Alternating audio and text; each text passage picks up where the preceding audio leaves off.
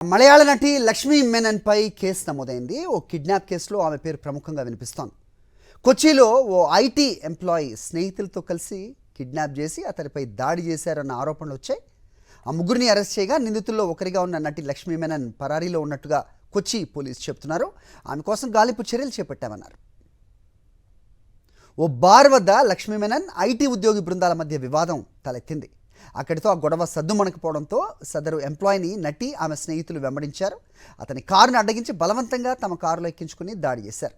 బాధితుడి ఫిర్యాదు మేరకు పోలీసులు కిడ్నాప్ కేసు నమోదు చేశారు. గజరాజు, ఇంద్రుడు, చంద్రముఖి 2, శబ్దం తదితర డబ్బింగ్ సినిమాలతో తెలుగు ఆడియన్స్ను కూడా ఆకట్టుకుంది లక్ష్మీ మెనన్.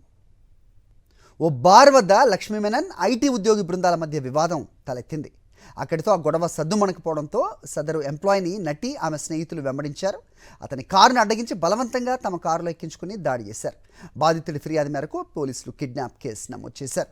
గజరాజు, ఇంద్రుడు, చంద్రముఖి 2, శబ్దం తదితర డబ్బింగ్ సినిమాలతో తెలుగు ఆడియన్స్ను కూడా ఆకట్టుకుంది లక్ష్మీ మెనన్.